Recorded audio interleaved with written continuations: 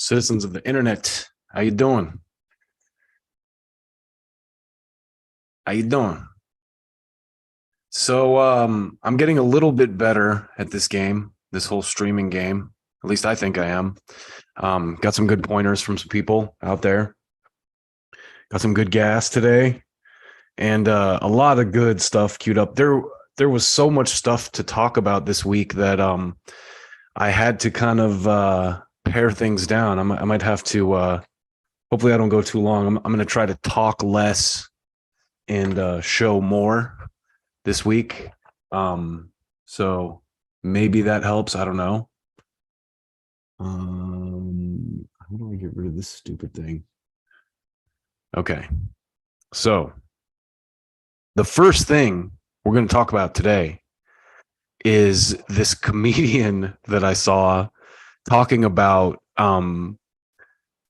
the COVID, as I'm going to call it, because the only time I've ever got even a warning on YouTube is talking about, the COVID, as Jimmy calls it. I think that's, he's been able to navigate this. And my friends over at RBN, Nick Cruz and company, they were recently striked by the YouTube algorithm gods.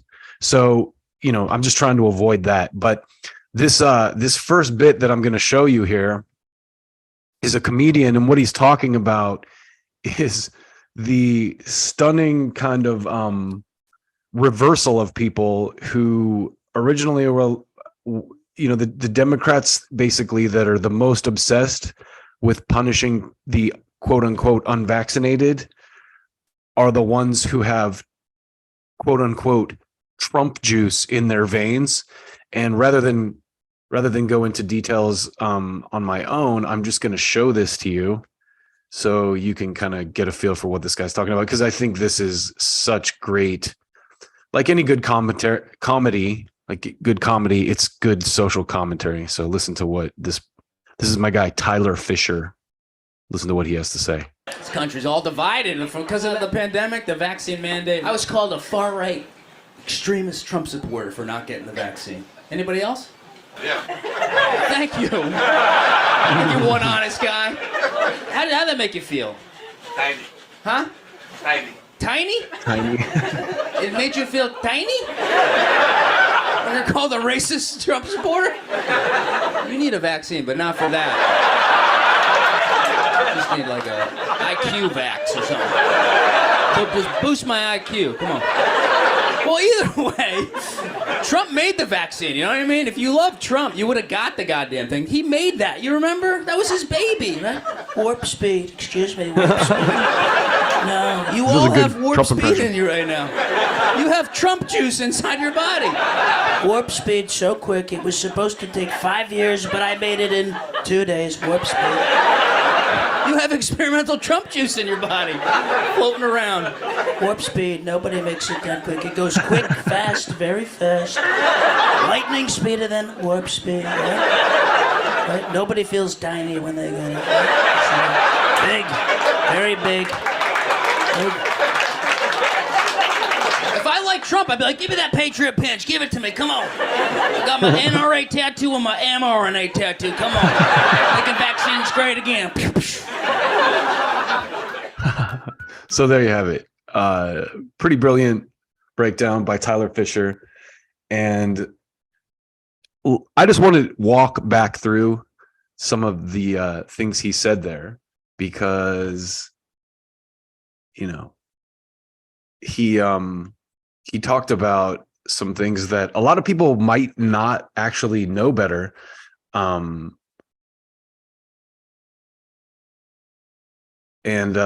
the first thing I wanted to jump on as just kind of a follow-up to Tyler's little rant there is Operation Warp Speed. Do y'all remember this? Do y'all remember how proud Trump was of this?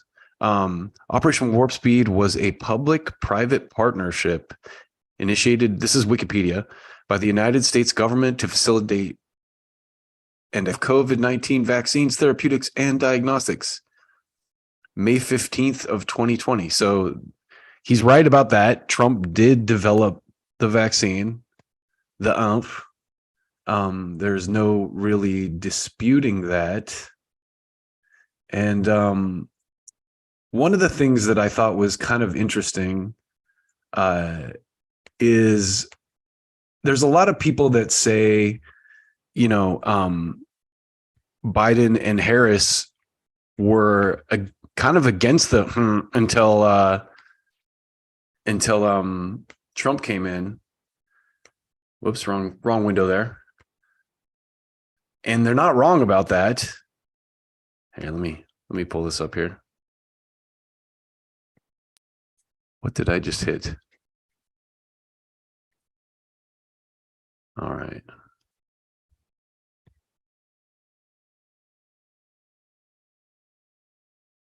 So I'm really not as good as this as I thought I was, but I'm gonna get better. You want to have a sexy body? Yes, I do. Who doesn't want to have a sexy body? I've already got one. Where have you guys been? Where you all at? So just read the Operation Warp Speed initiative. Let's talk about the quote unquote issues that some opposing politicians may have had with it. Check this out. Administration approves a vaccine before or after the election. Should Americans take it, and would you take it? If the public health professionals, if Dr. Fauci, if the doctors tell us that we should take it, I'll be the first in line to take it. Absolutely. But if Donald Trump tells us that we should take it, I'm not taking it. Hey, NBC News viewers, thanks for checking. That's Biden's response was a little bit more measured than hers. But let's pull that up as well, because just verifying the good comedy always has some truth in it, right? So I just want to make sure that my boy Fisher is telling the truth and that you all know, because the American memory is so short, isn't it? Kelly Lee, she's from Philadelphia. Thank you. Republican. Voted for Donald Trump in 2016. Undecided now? Hey, Kelly, how are you? Hi, Mr. Biden. My question is about the coronavirus vaccine, Yes. or potential. Senator Harris stated that she absolutely would not take a vaccine from President Trump. And of course, we all know it's not President Trump that would create this vaccine. It would be doctors and scientists that presume. Now, to be fair to Harris, she kind of did say that before she said if Trump recommends it. She kind of said, hey, if the scientists tell me that it's okay to take it. Oh, no. Is my mic? There it is. Okay.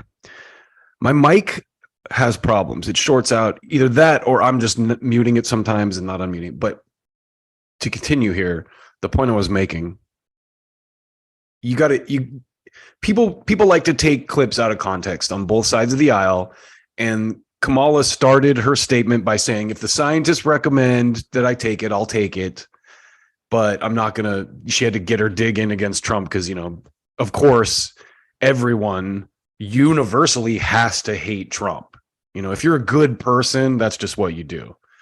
I only bring that up because of her quoting Kamala kind of a little out of context. It's a little more complex than just she said she wouldn't take it. Presumably we all trust. So my question for you is, if a vaccine were approved between now and the end of the year, would you take it? And if you were to become president, would you mandate that everyone has to take it? Two things. Number one, President Trump talks about things that just aren't accurate about everything from vaccines. We're going to have one right away. It's going to happen and so on. The point is that if the scientists, if the body of scientists say that this is what is ready to be done and it's been tested, it's gone through the 3 phases, yes, I would take it. I'd encourage people to take it. But President Trump says things like, everything from this crazy stuff he's walking away from now, inject bleach in your arm and that's going to work. He didn't actually say that either. But the point is, there's a little bit of disingenuous argument being made on both sides of this issue. where people were saying, oh, well, Biden and Kamala said they wouldn't take the vaccine if Trump did it or made it. And he did make it, and everyone took it. And that's what I thought this comedian's piece was great. He's like, if you're a Trumper, you should love the vaccine. They should call it the Patriot Pinch, and you should get an mRNA tattoo next to your NRA tattoo. And he's right. It's the whole thing was pushed by the Trump administration, and kind of once Biden came in, they were just like, yeah, isn't it great? It's awesome. They didn't have any skepticism whatsoever, of course, about it once they came into power. But, the way that they spoke about it before they got elected was obviously, of course, we don't like Trump, but if the scientists say it, then we're going to do it. So just to clear that up a little bit, Tyler's bit was right. But when I started digging into there's a lot of people on the right that would say, oh, well, even though Trump administration made the vaccine a reality, it was the Biden administration, are hating on it now that they're coming into office. So, another thing that I like to dice up on these live streams is clips that make me angry. And I mean, there's a lot of that out there in politics, of course. So I found this clip, and I shouldn't say, when I say I found this clip, what I mean is the YouTube algorithm served me this clip based on my previous views and the things that I interact with.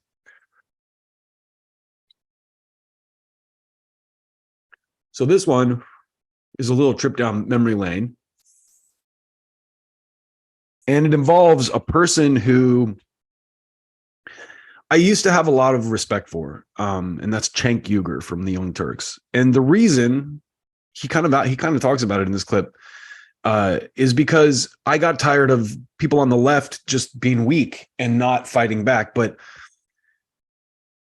you have to do that with integrity. And I think Cenk has fallen so far in that he's just become another partisan rather than a truth teller. And him and Anna's kind of opposition to the mainstream Democratic Party is so performative, because they never oppose. They fight with their cult when they're supposed to. They fight the good. At the end of the day, they might tout people like AOC and the Squad or the Justice Democrats or the people that are out there, actually opposing the power structures in the Democratic Party. But at the end of the day, they're going to tell you to vote for Biden. They're going to tell you to do what the party wants them to tell you to do. And what I've seen from Cenk in the last couple years, since the Bernie left kind of split and a lot of the fakes went into the Biden administration, most all the fakes, and then you have this kind of balkanized, I guess, bits of the left outside of that.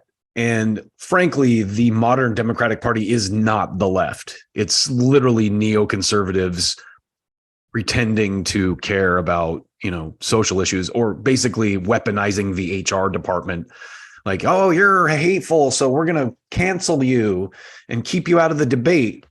And they do this. We'll talk about this a little bit more in depth later with what's happening to Roger Waters. But anyway, enough of my yapping. Let's watch this, because this is just wow. Just wow. Just watch. Trip down memory lane here for you. Joe, you were on Joe, I want to say 13 or 14. I don't know what it was. It was when you guys were on. That was fantastic, by the way. Talking about Joe Rogan. Yeah, it was a while back. Yeah. 6, 7 years. And by the way, there was a lot of admiration both sides when you guys were talking, because he was like, the coming up, and that was before he was getting the. Cenk was one of the first to do his own media company, independent media. King Kong, Young Turks was, without a doubt, one of the first to rise up in the independent media space. Joe something, I'd kick his ass. I'm taking it out of context. Of course, I'm assuming you were just kidding. You were upset about what he said. Can you unpack that exchange? Comments you made about Rogan. Yeah, so I like Joe a lot, and we even grabbed lunch. We were friendly. I was thinking of. I even pitched him to be a host on a show we'd pitch to cable or networks, etc. Okay, and wow, that's interesting. Then what happened? And I like Joe's independent attitude a ton, right? Or what used to be an independent attitude, right? Nowadays, I think he's lost his way. So I think. So this is someone who clearly hasn't been paying attention, who isn't watching or listening to Joe Rogan talk, but instead repeating the opinions of other people because he gets a check to do that. He got captured by the right wing. He doesn't even realize it. Almost all his guests are right wing or fake. So Cenk's argument is that Joe Rogan's just too stupid to notice that he's doing propaganda for the right. Left-wingers who are pushing for right-wing agenda. And so, he's surrounded himself with a wall of right-wingers, and he's created a bubble. Bill Maher. Who is this wall of right-wingers that Joe Rogan is supposedly surrounded by? This clip is from 1 year ago. So, it's around the time that Cenk threatened to beat up Joe Rogan, or, a little after that, because Patrick Ben-David is kind of asking him to clarify. Maher's the same way. A wall of right-wingers. They're all their friends are right-wing. Okay, Bill Maher is a whole different animal. Bill Maher is more like Cenk, actually. Bill Maher is a bit of a shit lib who has the critical thinking skills to question authoritarianism. Let's put it that way. Right. And so now he's not independent. He doesn't do both sides. He doesn't have real. You think he's a. There it is right there. There's the giveaway. He doesn't do both sides. That's what this is about to Cenk, because he's very clearly been bought by a side, and that informs his opinions. Right wing? Yeah, of course. You think Joe's right wing? Yeah, I do. Informs his worldview. Yeah, and so is he right? I love Patrick Ben-David. He's like, you think Joe's right wing? Where though, Cenk? No, do I think he's right? Right of center or right of you? No, right of center. Okay, but fantastic question. Bill Maher too, you're saying? But again, it depends on the issues. So you can take an issue that Bill Maher is super liberal on and go, come on, you can't call him right wing, right? But I could show you 10 issues where he's just obsessed with cancel culture and only from the left wing perspective, not the right wing perspective. He loves, by the way, Bill Maher loves corporate Democrats. Okay, just loves them to pieces. So to me, on economic issues, he's same issues as all those corporate Democrats. Anyways, so Joe, it's a matter of emphasis. So I hear that he's pro-choice, but does he ever talk about that? Almost never, right? Okay, again, this is someone who's clearly not paying attention. And his argument here is Joe Rogan lies by omission. This is complete and total projection. And it gets even better. The projection gets even better. And I'll explain in detail what I mean. But on any right-wing issues, oh my God, trans rights, this, that, the other thing, he's like super animated about, right? Whenever it's a right-wing issue, he will spend hours and hours and hours discussing it. If he has left-wing positions, not a peep. There's a thing called audience capture. This is the absolute dumbest line I've ever heard. Obviously, again, someone who's not paying any attention to Joe Rogan. I was just listening the other night to Oliver Stone, and they're talking about nuclear energy. Oliver Stone has a new documentary about nuclear energy and how distorted the safety of nuclear energy has been, probably by the oil lobbies. Just my maybe suggested opinion. Where your audience starts to go in a certain direction, it starts to build momentum. Then if you try to change, all of a sudden your audience numbers drop and people panic. Okay? See this? Now, Joe's already rich, so he doesn't have to worry too much about that. I think he got more guest captured than audience captured, but like guys like Jimmy Dore get audience captured like crazy. Listen to I love how he weaves in. This is why I had to show this clip. He brings in Jimmy Dore, like just a subconscious, like, okay, the subject is totally about Joe Rogan because Cenk is so angry that Jimmy is more successful than Young Turks is now. And the reason Jimmy's more successful than Young Turks is simple. He's not a hack. He calls it like he sees it. And if he's wrong, he apologizes. He's not in a cult like Cenk is. He's not paid by anyone to say things. And to Cenk, it's obvious this is frustrating because he's a partisan hack with no integrity. And so he has to attack people who do have integrity as right-wingers because they're deviating from the orthodoxy of his cult, the cult he belongs to.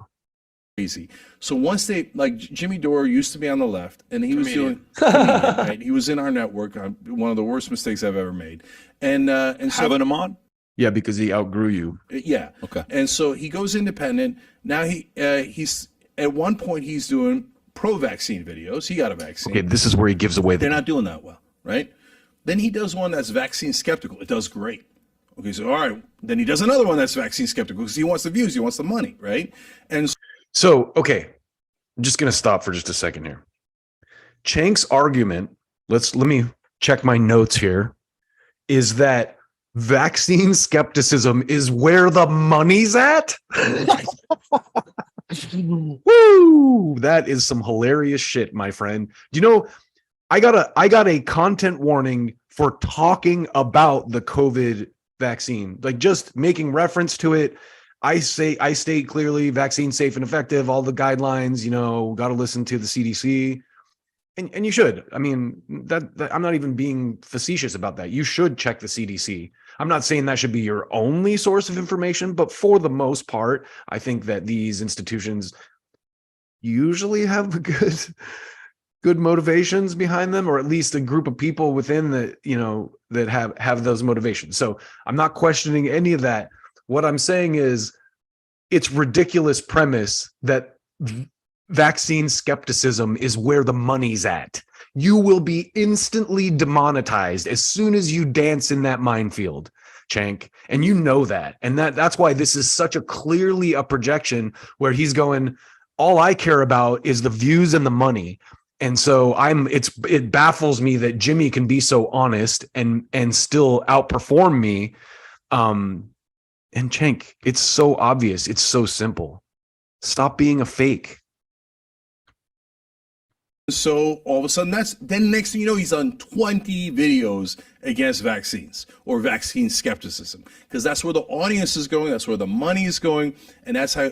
And there was a progressive in our network who said, look, the same thing happened to me. I was criticizing Democrats so much from a left-wing position, but I was criticizing Democrats. And one day I woke up and I found out my audience is right-wing. Like, I asked him a poll question. No, what happened is one day he woke up and went, I'm not going to have a job anymore if I keep speaking my mind. So I better start sucking the TYT clitoris if I want to, stay on board here. That's what really happened.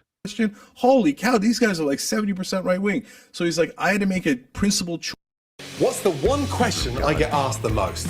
What pans do you use at home? Well, today I'm ready to lift the curtain and tell you this targeting is that I'm using massively X-Stand. effective. Do you really Gordon wanna see Ramsay, how good they are? like that Watch is something closely. I would use. I X-Stand cook is quite a bit. So. Choice there. And I did. And I cut off 70% of my audience.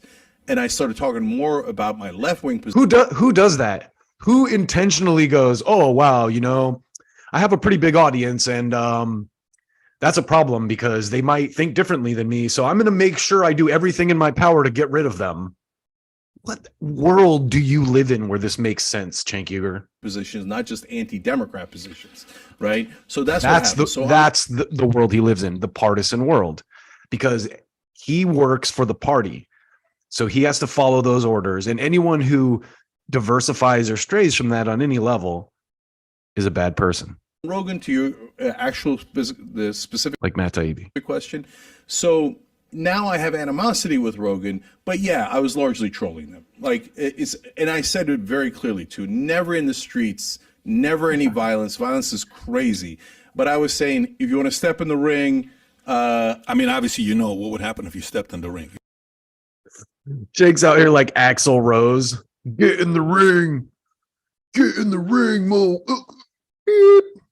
I love Patrick Ben David too. He's like, you realize Joe would kick your ass. You're not naive. So would Joe have a massive advantage? Obviously, look at me. I'm 52. I'm very overweight, etc. But by the way, I don't think it would be a foregone conclusion. You think you could take Joe? Okay. Now, are you saying you can take Rogan? Bro, one kick and decide you'd be peeing blood for a week. Have you seen his kicks? I've seen his kicks. Okay. So listen. I appreciate your confidence, though. I got to tell you. No, but I'll tell you why I do it. Okay. So look, number one, I'm okay. A trained person is of course better, and by a lot, right? So, and a guy who's in shape is opposed to a guy not in shape by a lot. Now he's got to rationalize his way I would do tons back of off training, this cliff, and I'd still be a massive underdog. Okay, but I'm a brawler, and so it's not just that I fought my whole life when I was growing up, etc. It's the will in you, right? So if he's going to beat me, he's going to have to beat me. He will beat you, though. Yeah, and that's fair. And that's a fair conclusion to reach, okay? But my point is, I'm tired of people running over the left wing, okay?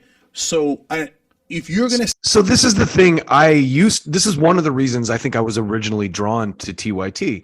And Bill Maher, frankly, I liked liberals who weren't afraid to be strong about it and say, hey, you know what? Like, women's right to choose. Come on, stupid ass. This mic has some problems. So there's been a couple times I've been yapping my brains out and it's not picking anything up.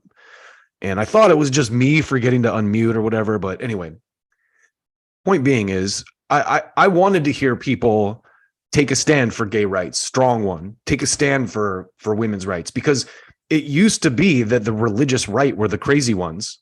And now all those people have kind of moved into the Democratic Party for the sake of power because they know that's where the power is at.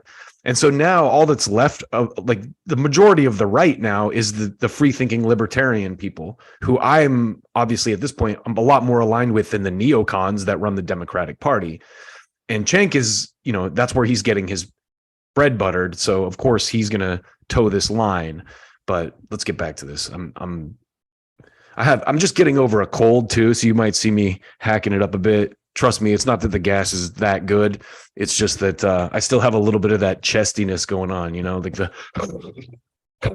you hear that? Yeah, that's bronchial. That's what they call that. That's the adjective for that, bronchial. Say we're weak, then fuck off and step in the ring, okay?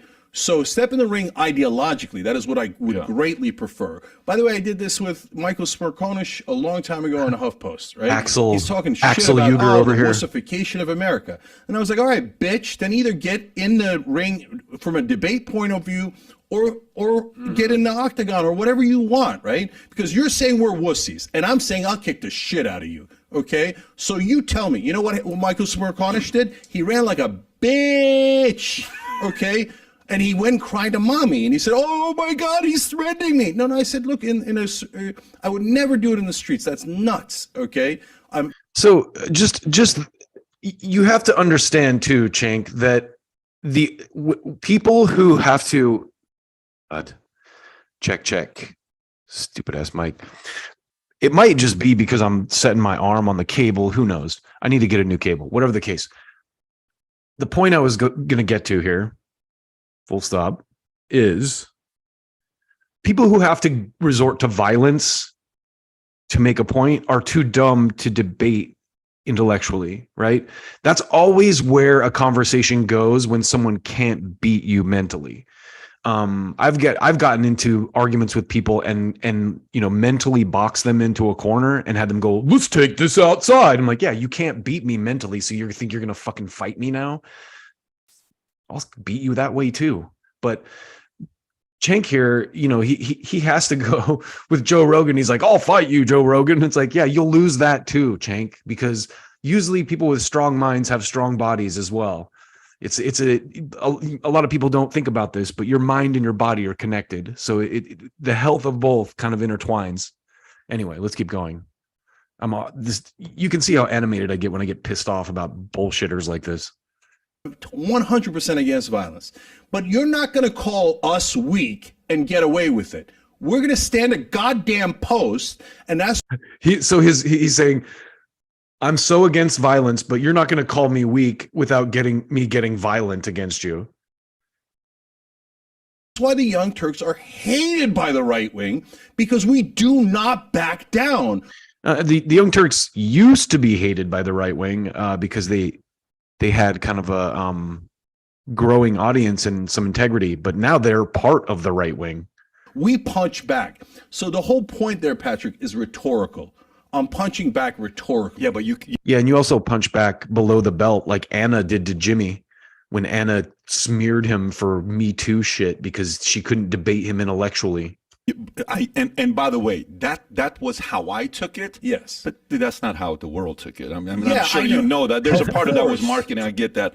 But I like let me this go guy. through a I like couple Patrick But I Daly. like triggering the right wing. I like them being, oh, yeah, no, wait, man, we're tougher. Really? I don't think so. Bro, I don't think if anybody. By the way, Alex Jones rated my set, right? I remember that, stood up, Yeah, I and remember all of that. a sudden, he wasn't so fucking tough That's when Jimmy anymore, spit right? water on him. So all these I did a fake video tough about that. guys on the right wing. Joe is not a fake tough guy, though, bro. Jimmy's I lucky get what you're Alex saying. didn't I beat get him what you're down that saying, day. but and in regards to him being But right, Alex doesn't need to get violent. the guy said he would vote for Bernie Sanders. Yeah, I He's thought a- you he's guys a- had found common yeah, ground on Yeah, that. okay, yeah, he did, right? Yeah. And so that was like the last semblance of him being. So again, this is how you know Cenk is a piece of it that works for the party. You heard what PBD said. He goes, yeah, how is Joe Rogan a right winger? He said he'd vote for Bernie Sanders. He even had Bernie Sanders on the show. And Cenk's like, well, that was the last time he was left. That's the last time I paid any attention to him because the party told me to disown anyone who's to the left of them. And that's what Joe and Bernie Sanders are. Being independent. Since then, he's gone completely in the other If direction, there is- 100% in the other direction. And by the way, he supported Trump. Trump's a lunatic. Joe Rogan has never supported Trump. He is in conversation said, yeah, if you look at Biden and Trump side by side, Biden looks incoherent, like he's wandering around and doesn't know what he's doing. And Trump looks kind of like sharper mentally. That's all. That's the point Joe Rogan made. So, I mean, you can't say you're What do you going mean to he vote for supported Trump? He said that look, if I'm wrong, I'm happy to retract it. But You're my wrong. understanding was he said he doesn't like either So option, but between Trump and Biden, he preferred Trump. Oh, at the time, Okay. okay. No, Yeah, I that- think that is the what he way- said. No, I think the way he said it, is he thinks he also said he voted for Biden. I don't think he voted. I'm positive he didn't vote for Trump in the last election. Trump had a stronger way of dealing with things than Biden does. I don't think he said I would vote for Trump over Biden because He could clarify. By the way, why doesn't he clarify? That's such an easy thing. I think he Like, does. Tucker. Why don't you clarify, Cenk? The guy's on tape for 3 hours a day. Listen to what he's saying, you freaking lazy clown. Won't say whether he took the vaccine. Why don't you just say it? What's Yeah. wrong with you, right? Yeah. Joe, who'd you vote for? What's the big deal? I mean, you do a show that's got politics all over it. Yeah. Well, why would you be afraid to say who you voted for? And if I remember with Jimmy, Be a man. somebody said it here as well, Vanessa Aponte. But by the way, Jimmy all of a sudden started showing up, and he had an adverse reaction to the vaccine, or something happened with the yeah, he's vaccine that full he of talks shit. about. He didn't Yeah. have any adverse reaction. See, Cenk could not understand someone having any integrity because he doesn't have any. So he projects his attitude onto people like Jimmy and Tucker, as if they're the bad people. And on that note, I had this clip that I was going to ditch today, but I'm going to take a quick break and set up another. I had this clip of Tucker talking to Tulsi Gabbard, and I wanted to show that next to this Cenk clip because, listen, I was a person who used to be a huge fan of the Young Turks and hate Tucker Carlson, and those worlds have completely flipped. And I just showed you why I'm not a fan of Cenk anymore, but let me also show you why I'm a fan of Tucker Carlson now, because he had this kind of candid conversation on Tulsi Gabbard's podcast that was really good. There's a couple of just quick sections I want to touch on while we're on today. So give me just a minute to set that up, and I'll be right back.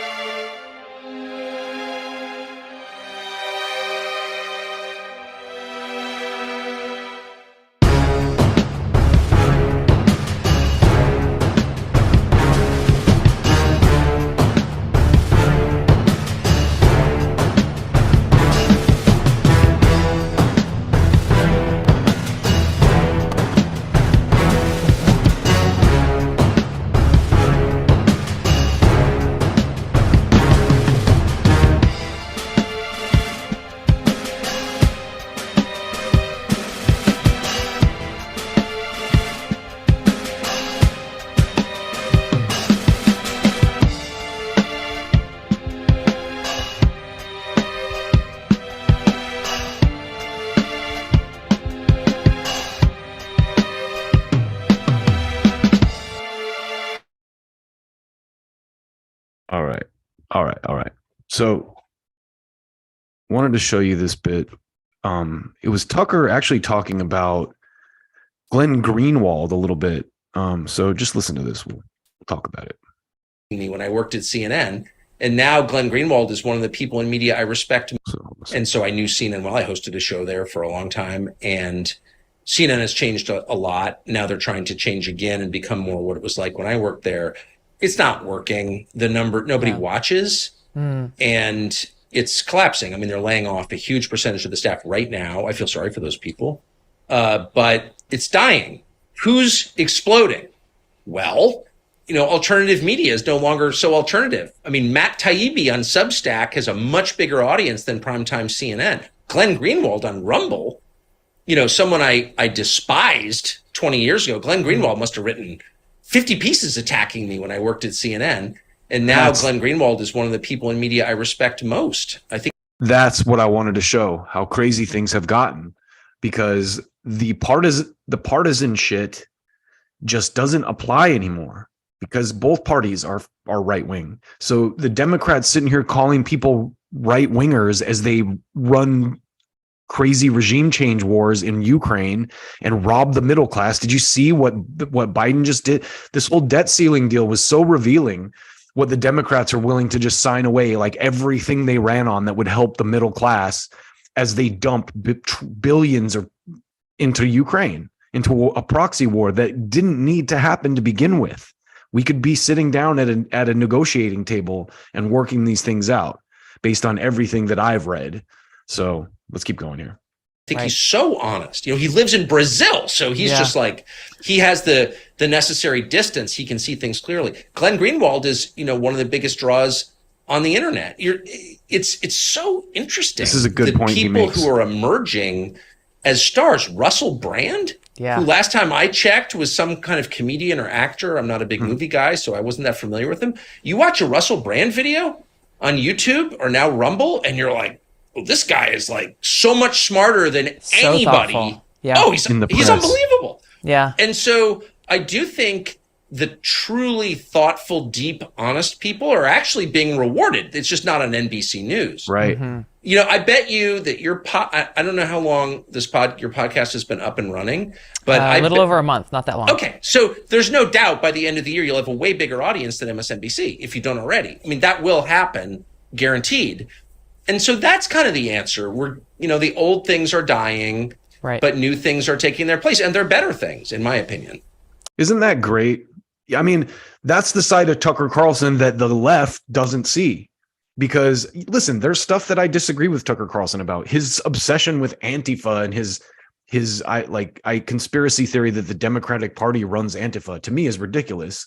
What is plausible, though, based on all the evidence we've seen lately, is that a lot of the Antifa people in masks, black masks and stuff, are actually, government informants out here in these protests. That makes sense to me. But Antifa is controlled by the Democratic Party seems a little, and for some reason, Tucker, who, exposed some of the January 6th stuff and has the mental capacity to recognize this stuff, doesn't make that connection with Antifa and the Democratic Party.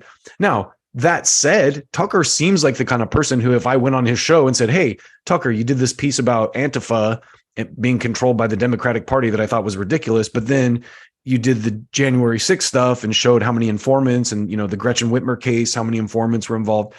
Can you not see how that makes sense, that it's not really the Democratic Party controlling Antifa? They might just be informants. And I think he would listen to that and go, hey, that's, something we'll look into.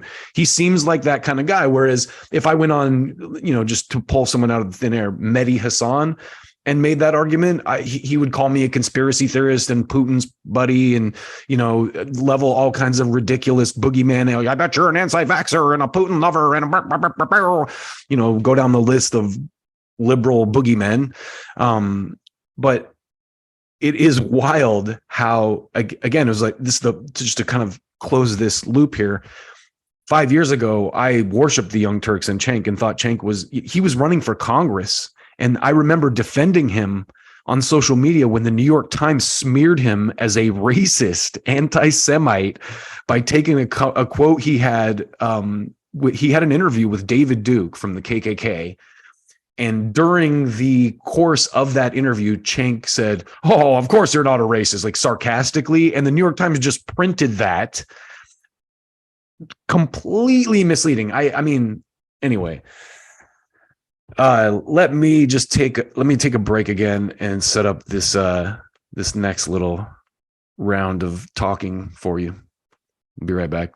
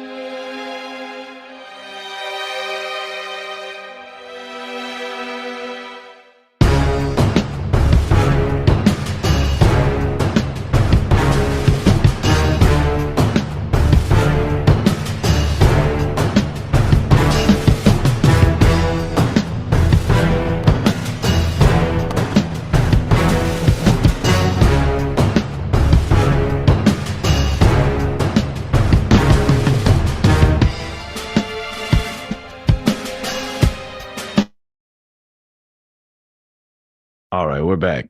So I am very online in Twitter. Twitter, I like the format of Twitter, and I hope it doesn't degenerate too far. Elon Musk, I think, gets a bad rap. You know, I've said this before. I don't think he's the savior of free speech or anything, but don't let the perfect be the enemy of the good. I think the reality is, someone of his means taking over a platform that large, that has that much media, and kind of exposing the things he did is a huge favor to the public. You know, whether you disagree with him or you think he's capitalist or evil or, you know, whatever, you know, there's arguments, there's valid arguments to be made there. You know, obviously, like the Neuralink thing is sketchy. You know, the military's using his satellites, just like any rich tech billionaire. You know, he's intertwined with the government in some ways. But also, the Twitter files are a huge service to the public. You can't deny that when you really dig into the reality of what they show. It's almost like another Snowden moment. So I wanted to show you this clip that a person I follow on Twitter shared the other day. And it's an old US propaganda film about how to spot communists. So let me just make sure 100% that my sound is activated here. Yeah, okay, good. All right. Whoops. Not what I was trying to do there. Okay. Yeah, so watch this. In recognizing a communist, physical appearance counts for nothing. If he openly declares himself to be a communist, we take his word for it.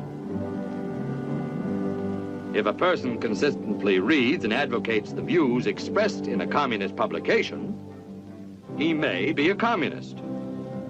AKA if a person supports organizations Putin that lover, reflect communist teachings, or organizations labeled communist by the Department of Justice, she may be a communist.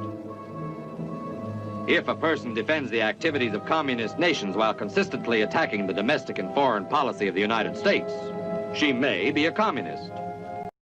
Oh my God. I always do that. I try to pause with the space bar and it scrolls when I'm on Twitter, but it pauses on you. Anyway. That sounds already a lot like modern day Democrats, doesn't it? Oh, you're a Russian. You must be a Russian. If you say anything that disagrees with the State Department, you're a communist. Listen to that again. She may be a communist. Domestic and foreign policy of the activities of communist nations while consistently attacking the activities of communist nations while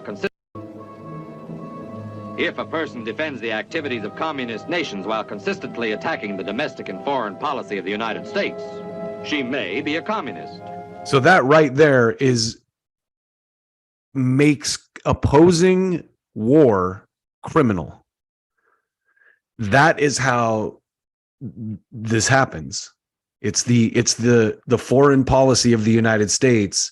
If you criticize that, now you can be a criminal, and that throws the First Amendment out the window. And now you understand this has been going on for years. This type of demonization of opposition to U.S. imperialism, and the MAGA movement. Break that down. Make America great again. In a lot of ways, I personally agree with that sentiment. We need to spend more of our money here in the United States. Why are we dumping money into all these bullshit causes in different countries? I'm not even against it to some degree, but it's gotten to a ridiculous point where, as you've seen with this new debt ceiling deal, there's no money for the things we need here. It's almost like a couple years ago, someone said it. I think it might have been Jeffrey. Oh, it was Dylan Radigan. He was talking about the extraction of wealth from the United States. And that's kind of like just continued since he made this rant about it. But let's finish this up real quick. If a person does all these things over a period of time, he must be a communist. But there are other communists who don't show their real faces, who work more silently. In recognizing Oh my goodness. So on that note, let's watch this video put together by the man that I refer to as the new Jon Stewart. Is my mic working? Yeah, I'm high, like, as you can tell, I'm super paranoid about my mic now because I keep doing these live streams and then going back and checking them, and there's like a large segment where there's no sound, and that drives me insane. So back to the point. Matt Orfalea is the man that I refer to as the new Jon Stewart, because he puts together these super cuts of media buffoonery that Jon Stewart used to do on The Daily Show, but no one is doing now except Matt Orfalea, and he does them for great reporters like Matt Taibbi and Glenn Greenwald. So watch this real quick. Whoops. United States is McCarthy publicly charges that the United States is infested with foreign forces at work in our politics. And he says that he has a list of 600 Twitter accounts that appear to be linked to the Russian government. That's a lie. These Kremlin-linked accounts, these Kremlin-linked accounts, these Kremlin-linked accounts, Russian-linked accounts, Kremlin-linked accounts, a foreign influence, Kremlin-oriented Twitter accounts, Kremlin-linked Twitter accounts, Russian-linked Twitter accounts, impersonating Americans. They are every day playing on social media. That guy right there, Ken Delinian, works for the CIA. He was literally caught having his stories pre-checked by the CIA when he worked for the LA Times. And I mean, MSNBC CIA is an absolutely accurate description of that network. Guys like him work there. Guys like James Clapper, all the former intelligence spooks work at MSNBC now, which is why everyone's a communist Russian who disagrees with what they say on MSNBC. Media, there's a website called Hamilton 68 that measures this Russian influence tracker on Twitter. The Russian dashboard is a real-time dashboard of Russian influence. The Russian networks that we monitor. Accounts allegedly linked to bots and trolls that are linked to Russia. Russia linked accounts and bots according to a Russian tracker. It's such a convenient thing because now you can just call anything that's inconvenient a Russian plot. And if you do that, you don't have to answer for it. You're just like, oh no, that's Russian disinformation. When my card comes back declined at a restaurant, I just look at the waitress and I go, sorry, ma'am, that's Russian disinformation. You're going to have to run that again. And she looks at me like, you're a serious person. And I'm going to do that. That's not really what happens. But when she comes back the second time, I just go, listen, ma'am, this is frankly the discussion that Putin wants us to be having. And that's when she just says the dinner's on the house, because she knows that what I'm saying is real. Even though I have no verification, I just cite the Hamilton 68 dashboard. I just basically go tweet on a burner account and get it on a list here. And then it's like, look, this Russian associated account said that anyone who declines Dustin Rogrimes' card is a Russian asset, and it's just like that. It works. To track what Russian bots are doing. Kremlin-linked accounts, Kremlin efforts, Kremlin attacks. The dashboard, Hamilton 68, determined that Russia was in the Alabama election. We know that the Russians were focused on this. These forensic sites show what the Russians are doing to us. Interference from Russians. These Russian intrusions. Russian-influenced Twitter accounts. Connected with Russia were interfering. The impact of McCarthyism is felt across the United States. The Russian bot posed a grave threat to democracy. Now, this data comes from Hamilton 68. That's a web dashboard, and it tracks around 600 Russia link accounts, and it doesn't provide the names of those accounts. I will not give those names. Because if it did, the Russians could simply change them. You f***ing kidding me? Russian bots obviously connected with Russian intel agencies getting involved in a school shooting. What the hell is he talking about? The horrendous shooting at the high school in Florida. Russia played a role. Bots that spread false information on Twitter when it comes to the shooting in Parkland, Florida. Russian social media bots seized on the Florida shooting. Russian trolls tweeting about Parkland. Russian bot army pounds. Russian bots and trolls already attacking these kids. How do you feel when you see one of these kids manipulated by Russian bots or others? So that's the kind of stupid world that the MSNBC crowd lives in. And I don't really watch MSNBC anymore, but imagine living in that world where anything that's bad is a Russian plot against you. I mean, how ridiculously stupid would you have to be to honestly take that seriously is my question. What kind of a rube, an absolute rube would you have to be to believe that? And honestly, there are a lot of them out there. And at least today we live in a world where it's pretty easy to identify them. I'm not going to go into the details of how I would do that, but it's wild how this kind of authoritarianism has been able to continue through the years, as long as it just switches to the right party, as long as you're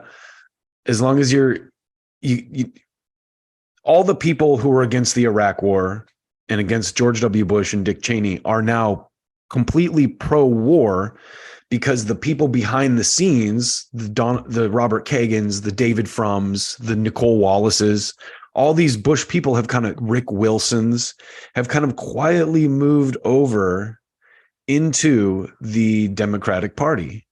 And on that note, let's talk about Rick Wilson, because I got into it a little bit with some shit libs on an issue related to these fake, kind of weird, let's not call them fake, because I have no way to confirm that they're fake except for just common sense. But these white supremacists that always protest in masks so you can't see their faces, and have police escorts and wear khakis and all that kind of stuff. My response to that was to say, hey, do you know this group called the Lincoln Project? There's proof that a couple of years ago, they actually had to come out and admit it. What they did was they created a false flag during a campaign. This is the kind of stuff that these people do. But I just want to show you who these people are real quick, because they are absolute grifters. So check this out. So this is the Lincoln Project, right? And I don't want to move this too much, but Lincoln Project, this is Business Insider. Lincoln Project sent a group posing as white supremacists with tiki torches to a GOP campaign event in Virginia ahead of the state's gubernatorial election. There's a black guy in there. A small group of demonstrators dressed as quote unquote unite the right rally goers with tiki torches stand on the sidewalks as Republican candidate. Wow. They posed by the Glenn Youngkin bus. So it's just a total photo op. And that's who the Lincoln Project is, right? And so the reason I showed you that is I wanted to show you another video clip from our boys over at Do Dissidents, because what they highlighted the other day, and I saw some of this on Twitter, but I think these guys did a fantastic job of kind of pulling it all together. So I'm just going to share their clip, but we're going to do that, talking about a clip thing. But it's basically to back up what I just said, everything I just said about how the neocons have moved into the Democratic Party, and now the quote unquote right, the libertarians are kind of like where the real progressive and like left leaning movement exists for the most part now, because the Bernie left is almost non-existent after, people like AOC and Jamal Bowman and all these squad people are basically just MSNBC Democrats now. They vote for war. They stand for censorship. They have done absolutely nothing for the middle class. As you can see, they worked with Biden to block a railroad strike. What these new Democrats are good at is PR. Like the Lincoln Project here, they're good at making things in the media look the way that they need them to help push a right-wing agenda, which is, if you look at the things just look at Biden's debt deal, Biden's debt ceiling deal that he did with the Republicans. There's literally nothing in there. They cut SNAP benefits. And I don't know if it's going to pass, but you can see this clearly if you're paying attention. So watch Keaton and Russell talk about the Lincoln Project right here, because the Lincoln Project just endorsed Joe Biden. News, folks. Breaking news. Game-changing, shocking news here. The Lincoln Project has made an endorsement in the 2024 race. The Lincoln Project endorses Joe Biden for re-election, formally and officially, throughout his political career. I thought it was going to be RFK. No, they're riding with Biden over there at the Lincoln Project. Throughout his political career, President Biden has always stood up for democracy. Ha ha ha. The fight for freedom isn't ending anytime soon. We must re-elect President Biden in 2024. Let's hear the Lincoln Project's ad for Joe Biden as they issue their endorsement. God. Terrible. Putin's invasion has been a test for the ages, a test for America, a test for the world. Would we stand for the most basic of principles? Would we stand for sovereignty? Would we stand for the right of people to live free of tyranny? Will we stand for the defense of democracy? For such defense matters to us because it keeps peace and prevents open season on would-be aggressors and threatens our prosperity. 1 year later, we know the answer. Yes, we would, and we did. And the chicken hawks cheer. So 3 people missing a vital part of their humanity walk into a bar. Yeah, right. Yeah, exactly. More than 3, Once Russ. again, More than 3. joined by Ukrainian's ambassador to the United States. We're going to stand with you. As long as it Look takes. at the Lincoln Project. The entirety of their ad is Joe Biden, more war. We like war, right? We all love war. This is leadership. Paid for by the Lincoln Project. How'd they get that woman from the Dove ad? So that woman from the Dove ad is a Ukrainian ambassador that Max and Anya confronted, and it was actually pretty interesting. They confronted her about I'm not going to say it because I don't want to get in trouble. I'm trying to stay on topic here, but go subscribe to the Gray Zone and listen to Max and Anya and everyone at the Gray Zone, because they do some of the best work out there right now. Exactly. There was some speculation on some people's part that, hey, what if Trump faces a challenge in the Republican Party? What'll happen to all these never Trump Republicans? Like, will they try to back a non-Trump GOPer, or will they stick with Biden? And I always knew that they were going to stick with Biden because, look, here we have a viewpoint diverse show. We have a very viewpoint diverse audience. I really try to talk to people of all different kinds of political beliefs and ideologies and points of view, and I try to engage in good faith with anybody, whatever their particular opinions happen to be. Likewise. However, the sort of neocon Bush-aligned Republicans, I have never accepted that these are people who actually hold good faith and honest political convictions. These are people who do not have opinions or positions. They have interests. They have desires. Their desire is more for them and less for everybody else. And so these Lincoln Project grifters, like, the only reason you would support George W. Bush to the end through the Iraq War is if you're in on the grift. Right? So these Lincoln Project people, these are lifers. These are lifelong, bloodless, emotionless, thoughtless grifters. They go where the money is. And so once they have a PAC that's aligned, that is getting checks, that is raking in money hand over fist from all these shitlibs, you think they're going to turn their back on Joe Biden? They would endorse Biden over Jeb at this point, because that's who's paying them. And all these people ever gave a shit about is who's paying them. And so here you have it. Now, formally, Biden 2024 from the Lincoln Project. Well, that is probably the only good news Ron DeSantis has gotten this week. Because the last thing he needs is their fucking endorsement.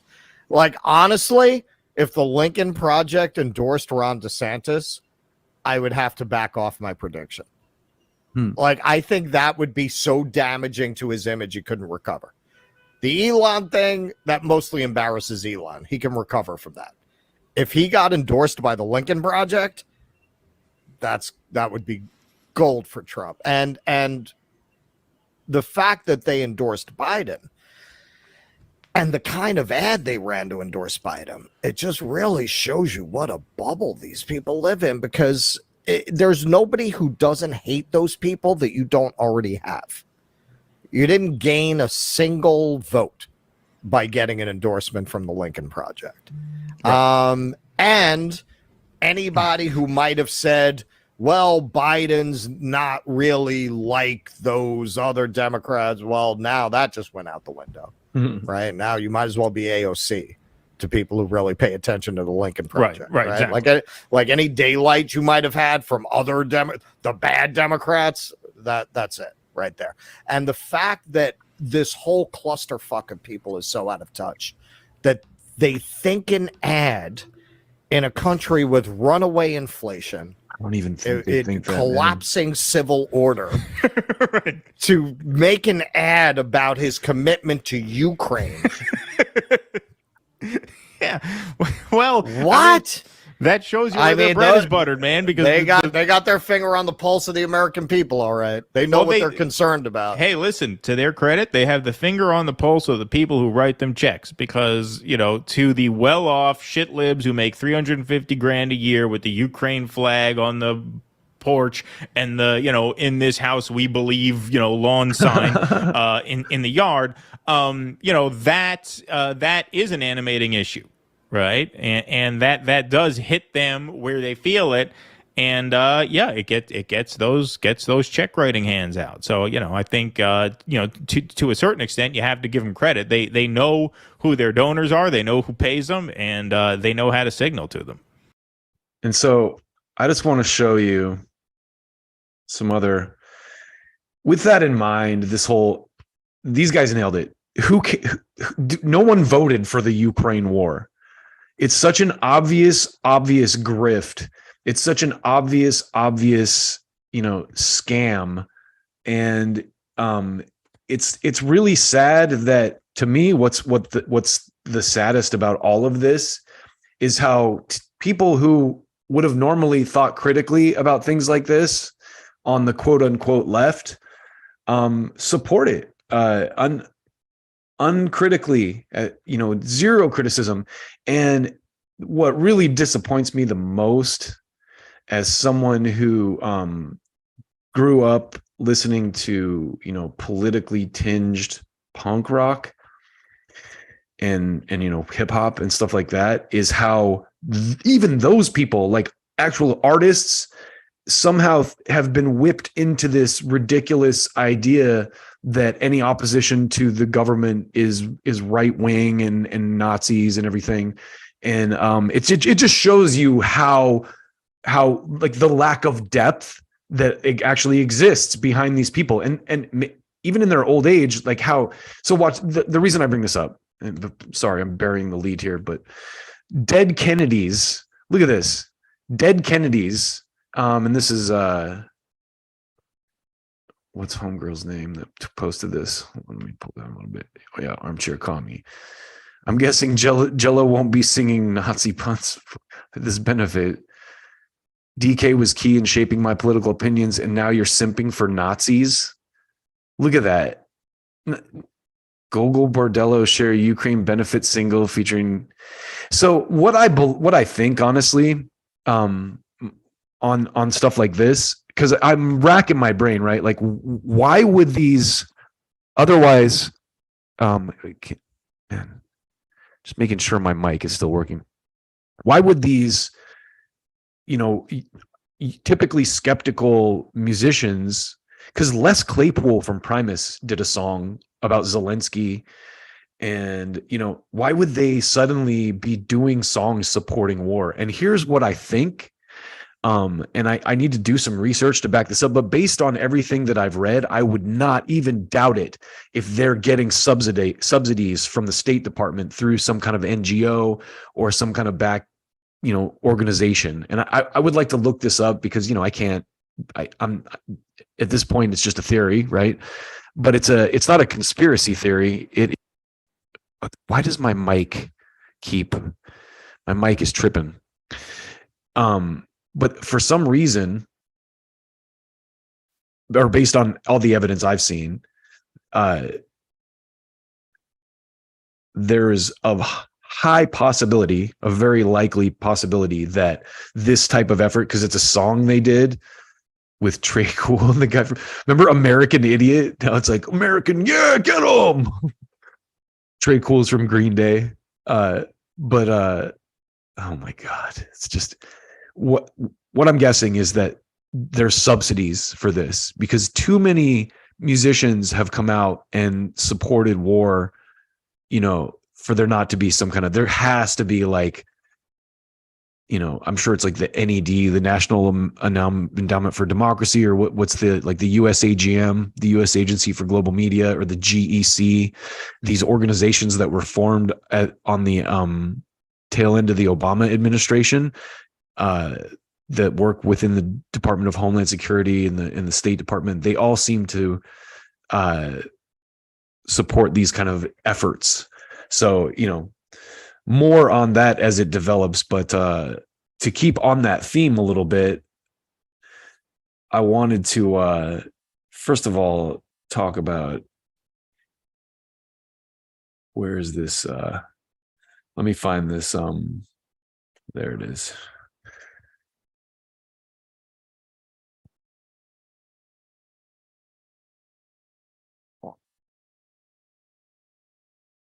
So on that note of kind of like government funded support for war and censorship, this is a meme that I've shared before, but it's about these kind of protests that keep happening.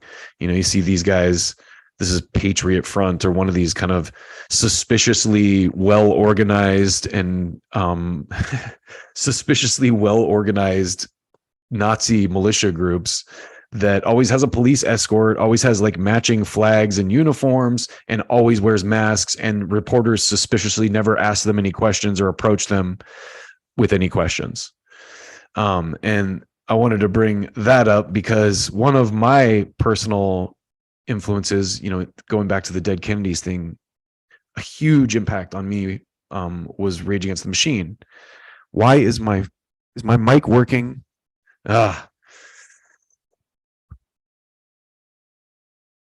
Something I might have to I'm just ultra paranoid about it at this point. But so Tom Morello here, now these chodes want to wear masks. Not an ounce of skepticism. Here's me in the replies. These are cops. Rage on behalf of the police state. Fuck yeah, I'll lick boots when you tell me. Because Tom, come on, have some critical thought here. Let's find out who these people are really. This is such a staged, managed thing that, again, I'm not saying that I do or don't. I can't verify that these are cops. But again, until I hear some intrepid reporter approach them and kind of explain what's going on, I am going to be very skeptical. And, kick me in the face. Maybe I'm wrong. But based on all the evidence I've seen of this type of stuff in the past, I have a hard time kind of getting on board with it. And it really disappoints me the lack of skepticism that so many people who I used to respect have these days. So many people these days have a complete lack of any critical thinking. And it's I thought Obama broke people's brains, because the thing about Obama was it was fair to make claims of Republicans being racist toward him, because Obama basically continued George Bush's policies, but all of a sudden conservatives who were Bush supporters and Cheney supporters to own the libs or whatever were like critical of empire because Obama was running it now. And so over that 8 years of the Obama presidency, it was easy to kind of assume that a lot of the criticism of Obama was kind of not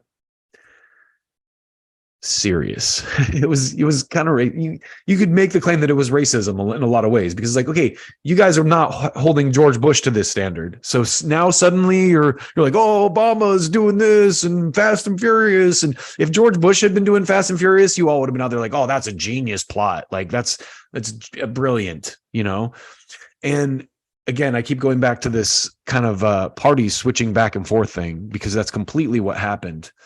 But the lack of criticism is just so,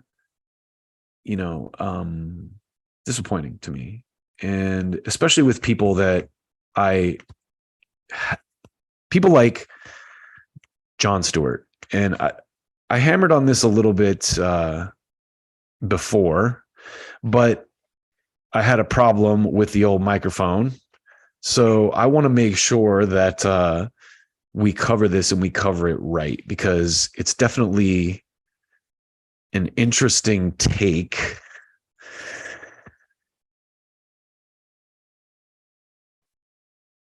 I used to really dig Crystal Ball and Kyle Kalinske, and I still, I'm not going to, I think that they, for the most part, both of them have very good takes, and they're both very intelligent people, but they really show their true colors. And in this case, this isn't even about Crystal. This is her talking about Jon Stewart, but she happened to cover this, and I'll explain why I'm showing it to you after we watch it. Check this out. Well, guys, you might recall when we interviewed Jon Stewart in the early days of Russia's war in Ukraine, he told us he was really impressed with the media's coverage of the war. I remember that. He actually held it up as an example of the best of cable news and what it should strive for all the time, as a way of arguing that cable news could be done well if only the individuals involved decided to make better choices. But now, with a month plus of war coverage under our belt, Jon is apparently no longer feeling so great about how the media's war coverage is going. So what happens, I think, especially with the 24-hour cable networks, is they find their narratives. And then, so when the invasion first occurred, it was an all hands on deck, 24-hour eyewitness. The bravery was incredible. They lost the entire right-left polarity of coverage. Punditry went out the window. It was just about brave people on the ground and those who were expert in conflict in the studio, and they would have conversations about what was actually happening. But it doesn't take long for mission creep to set in with journalists, who then become this is a siege, and a siege is by its very nature static, and the carnage is unspeakable. But it is the same, and journalists want movement. They want action. And as you're watching, I looked at that. I think The Intercept sent something out. It was the White House correspondents that are all like, Would you bomb them if they touched Poland? How about this? Would you bomb them if they had a drone? Okay. Let's look at it this way. What would it take for you to bomb them? So it's interesting to me, like Crystal said, that he originally was like, wow, the media was so great. And then over time, he came around to this position of, wow, look at the media. They're kind of advocating for bombing them. I wonder why they would do that. And he acts like from the outset it was not that way. The other thing that I find a little bit laughable about people like John here, who are now suddenly criticizing what's going on, is that it was like this from the beginning. None of the tone, and no one ever bothers to talk about why Putin invaded, which I would think would be a question or a piece of information that people should have, but the press conveniently ignores this. There's a history there. No one talks about the Maidan coup in 2014. No one talks about the history there. And I'm not saying that Putin was justified. I'm just saying that he didn't just wake up one day and decide to march into Ukraine like the press kind of presents it. And the reason that the press presents it this way, and John, this, is because of this. Let's show the new Jon Stewart's Matt Orfalea So clip can the again. U.S. deliver the heavy weapons? The U.S. has contributed, I think, nearly $2 billion in aid, militarily, economic, since this war began. Can the U.S. be doing more? The most important thing right now is the weapon systems. The weapons I think I've shown this clip like 3 times now. They have Stingers and the Javelins, but they also need Maybe 4. anti-aircraft capabilities. They need anti-missile capabilities. They need anti-tank capabilities. There's a lot of weapon systems, the weapons they need. We have to bring these weapons to get the weapons to the Ukrainians, to move these weapon systems, to deliver those weapon systems, make sure that the Ukrainians are getting the weapons with anti-missile capabilities, Patriot missiles, the S-300s, the S-400s, weapon systems. Additional aircraft, as many weapons as necessary to provide weapons, sophisticated weapons, whatever possible weapons can be provided. Undisclosed conflict of interest. He works at a firm whose clients include Raytheon, the second largest military contractors in the world. The most important thing right now is the weapons. Missiles and air defenses, counter-rocket, counter-artillery, counter-mortar, counter-missile, surface-to-air missiles. $1 billion of more security assistance. That's the way the world is going to have to go in responding. Undisclosed conflict of interest. His client list includes Raytheon. We're going to have to... So it's disappointing to me that Jon Stewart is not doing that kind of work like he used to. He used to have producers, and I mean, maybe it's exposing how much of that show was actually the writers and not actually, he was just the guy in the chair who, was good at, because he obviously, and the reason I say that is he's had people on his show like Ann Applebaum and Condoleezza Rice and Hillary Clinton, who are people who advocate for these kinds of wars on a regular basis. And the reason I brought up just one last thing to close this out real quick is when we talk about people like Ann Applebaum, who John had on his podcast, and I didn't even take the time to dig up what they talked about, but she's married to a guy by the name of Sikorsky, Radek Sikorsky, and he is famously the guy who sent out this tweet. Thank you, USA, for that.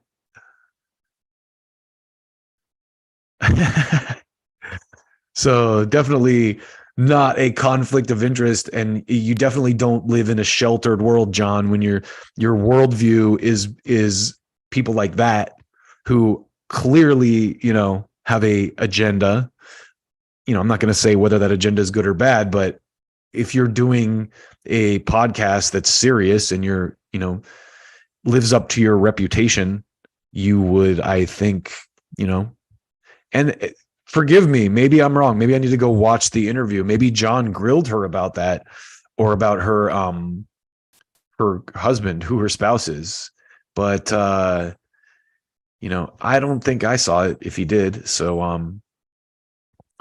got a couple more things to run through real quick. I'm going to try to make these a little bit quicker because I know that I'm yapping a lot and I need to try to jump off in the next 5 to 10 minutes.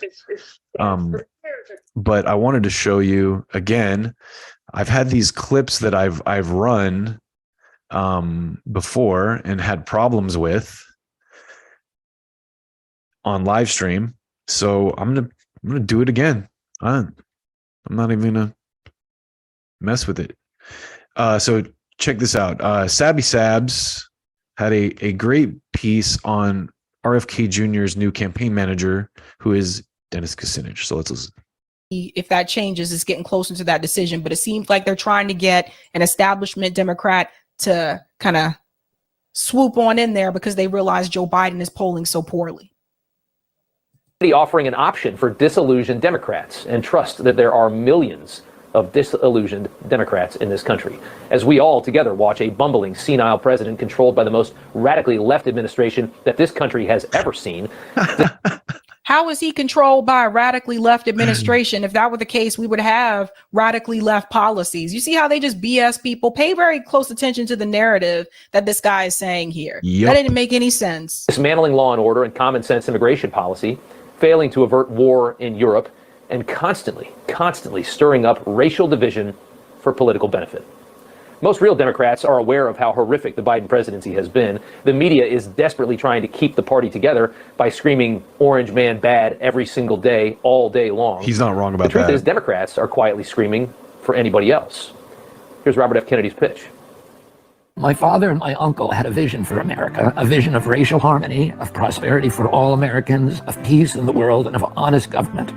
Their lives were tragically cut short, and America took a different path. Yet the possibility they foresaw is still alive, the America that almost was, and yet may be. The problem is a system that no longer serves the people, and a people who are so divided and so fearful that they are easily ruled. We will scale down the war machine and bring our resources home. We will end the secrecy, the censorship, and the surveillance. I'm inviting all of you to join me to create an America that we can believe in and be proud of again. You get a message like that versus whatever Biden's stirring up in 2024. And Dennis Kucinich joins us now. And sir, thank you so much for joining us tonight. We do appreciate it. I want to ask you, if Trump is the nominee. And that's exactly why they won't let him win. I'm sorry. And I'm not trying to be a Debbie Downer, but I'm just keeping it real. What he just told, that message he just gave you right there about the anti-war, the scale down the war machine, all that kind of stuff. That's exactly why they're not going to let someone like him win. She's right. And Justin and I talked about this on one of our previous casts. She's right, and Justin and I talked about this on one of our previous casts. And I think it's evident the way the left is already tripping over itself online to cancel RFK. He said something the other day about Israel that people are like, "Oh, that's a red line. I can't." I'm like, you know what? First of all, the election's still a year and a half away. So let's observe with caution. But second of all, I'm not going to vote for a Democrat. So if RFK somehow wins the nomination, which he will not, I probably wouldn't vote for him anyway, because I will not vote for the Democrats. They have done absolutely nothing to help me. In fact, they've done everything to stomp on the progressive left, the Bernie people, and just stomp on people who want common sense policies like a national health care plan so that people don't die because they can't afford to see a doctor. People who don't want war or censorship, all those kind of things. The Democrats are a joke. So even if Kennedy won, I wouldn't support him. But let's listen if he's a Democrat. But let's listen to Kucinich, because I think this is a really good. I like what he says. They wouldn't let someone like Bernie Sanders win, even though he was polling top spot at one point in time, like in 2020, because he was talking about giving everybody health care in this country, cutting back on big pharma. The people who really want to disrupt things, they're not going to let those people win. By they, I mean the DNC. 2024 for the Republicans, you say that Robert F. Kennedy has a better shot at beating him than Joe Biden. Why do you believe that? Yes. I think that Mr. Kennedy may be the only Democrat who is capable of of challenging former President Trump. Mr. Kennedy's themes that deal with freedom, get out of censorship, stopping these wars, healing America, bringing America together, finding the underlying unity that has for years and generations been characteristic of our country. Going back. So the fact that he's doing what that Kennedy's doing well is a plus sign to me. Like I said, if he runs as a Democrat, it would be pretty unlikely that I would vote for him anyway. But there's another piece that Sabby showed in here of Kucinich that I wanted to kind of. What if I could get an ad? There's another piece of tape in here of Kucinich talking that I wanted to show again because it shows you where. I was glad to see Sabby pull it out because it shows you where the Democrats used to be, or at least where a person like Kucinich used to be.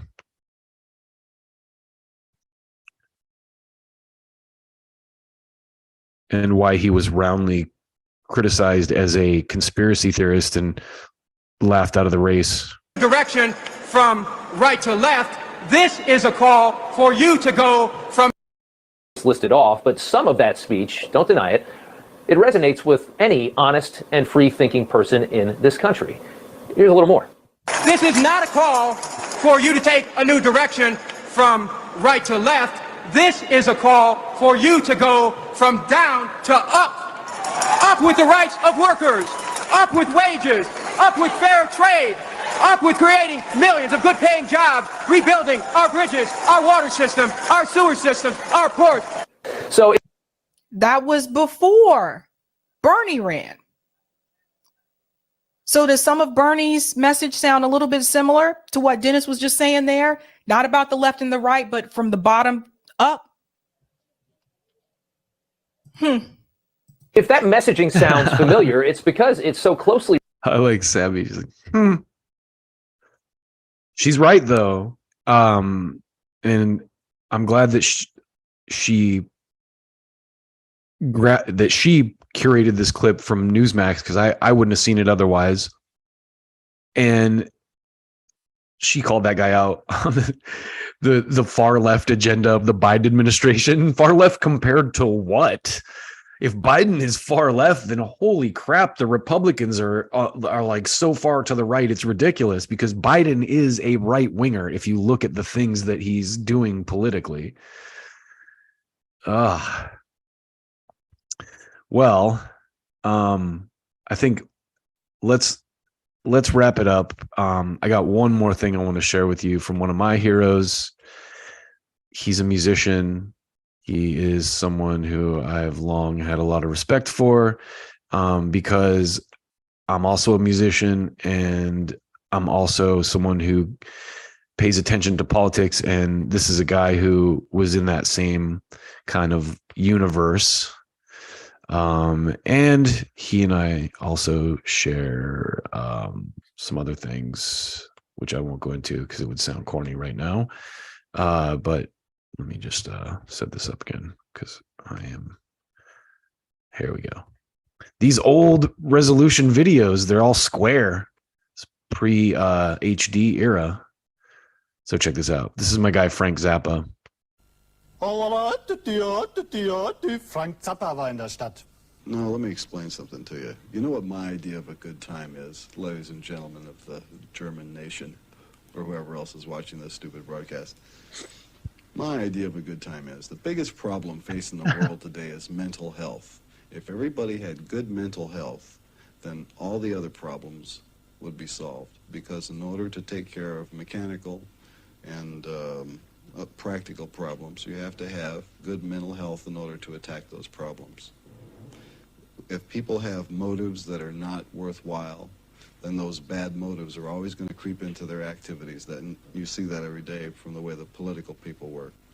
If people were just in a position to have their minds functioning right, then everything else would fall into line. Now, that's what I'm after. That's my dream.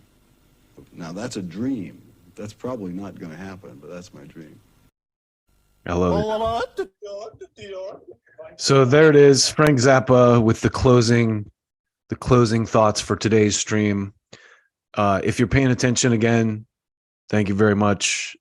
This is something that I do as more than anything a vent for myself, because I see the things going on around me and it drives me up a wall.